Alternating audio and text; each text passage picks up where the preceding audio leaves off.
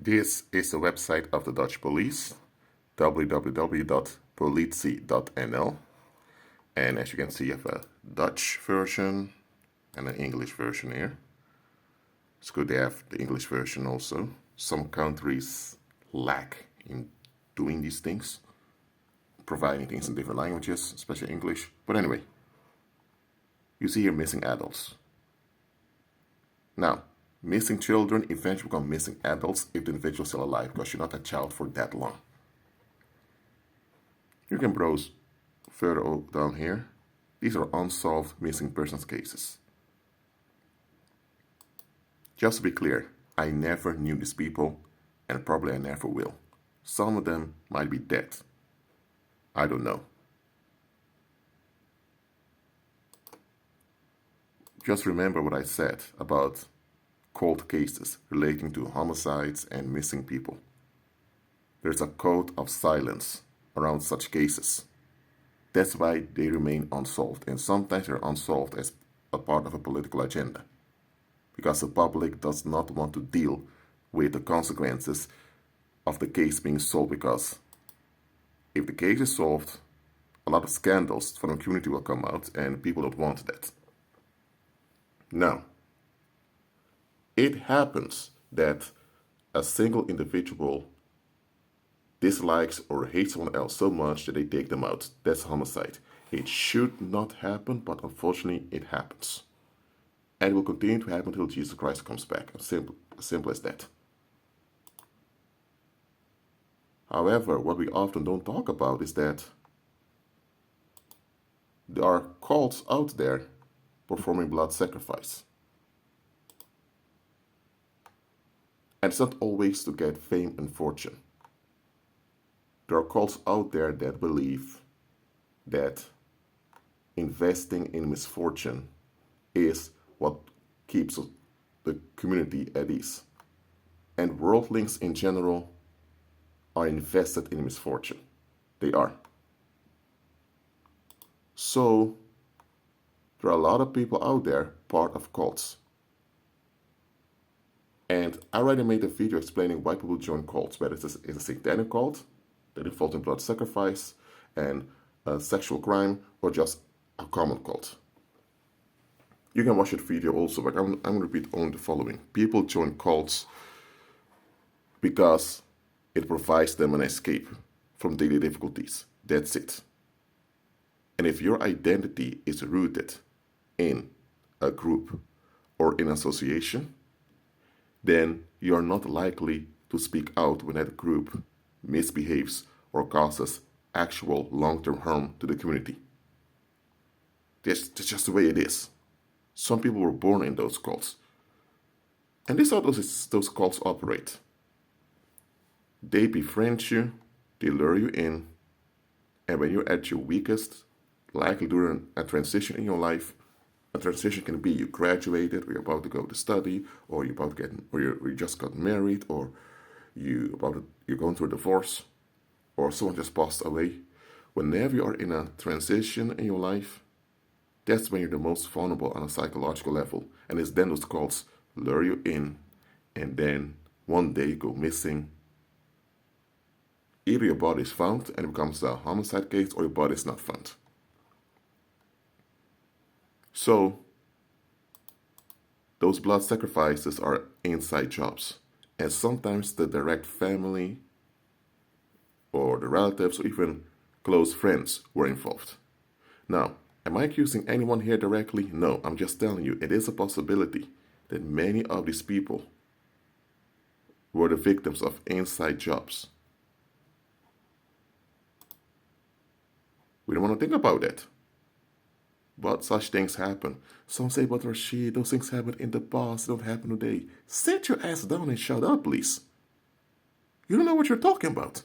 I'm an anthropologist and a sociologist. I also have historical knowledge, and I use common sense.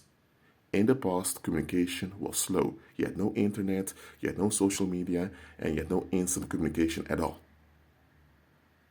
So recruiting victims was quite hard, but it happened regularly throughout human history. And you mean to tell me that in the past 100 years that communication and travel expenses decreased, that now suddenly cults don't do those things anymore. It's far easier now to recruit blood sacrifice in every for human history. But people say, but Rashid, you have the internet today. Yeah, but the internet has been here for so long. And even a lot of young people don't really know that well how to deal with the internet in a proper way. And also a lot of people like to put everything about their lives on private. So you can use the internet to find people. And because people have everything on private, you only have to get close to them. And because they have everything on private, if they go missing, who knows? And that's the thing a lot of people don't understand. If you put your whole existence behind closed doors, because I already explained to you, privacy is a myth, a political myth. But anyway, when you put everything about you behind closed doors, who can reach out to you and help you when something goes wrong? Almost nobody. So cults tend to lure you in when you're at your most vulnerable.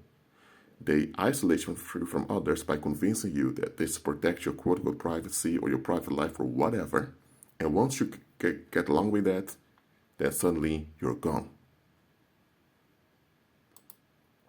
Again, ritual called sacrifice. It's something people don't want to talk about, but it happens, also in the Netherlands. Several years ago, actually, it's almost a decade, this Irish guy informed me about the Osiris cult and that they tend to operate in the city center of The Hague. And he said that they often would be doing the rituals in abandoned metro tunnels. I have not confirmed that yet because I never look for abandoned metro tunnels, if they're even there. The fact is the Osiris cult is real and they are in The Hague. Where they do the rituals, I don't know. I haven't confirmed that it's somewhere in abandoned metro tunnels. Just know if you're in The Hague, listen to this, and live near the city center, just beware. You have hidden agents walking around looking for people to sacrifice. And also women involved. All right? Sometimes you have those women approaching you, very, very cute, sweet, or come as a damsel in distress. Don't fall for it. There are a lot of women working for these cults also, and they're not even getting paid in money. They just get a pat on the back, psychological revenue. Most people that work for those cults that do blood sacrifice or sexual crime, they do it for a pat on the back for the psychological rewards. They don't even get the monetary rewards. So the whole idea that you have to follow the money and find out what goes on, that can be misleading. Following the money can be practical when it comes to crimes that involve finances. But not all crime involves finances. But anyway, don't lower your guard. And as a believer, pray and decree for those around you. And look, if you are a part of a satanic cult, you want to get out, I'm not telling you to go online and show your face and put yourself in danger, but just speak up. Even if it's on an anonymous level, speak up. Because as long as you don't speak up, as long as you don't show and don't expose things, these things will continue. And unfortunately, these things will continue for the most part till Christ comes back. But we can hinder them.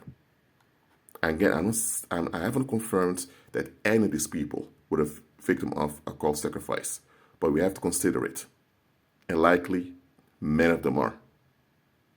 So, keep your eyes open, keep in agreement with Christ, and I'll see you next time.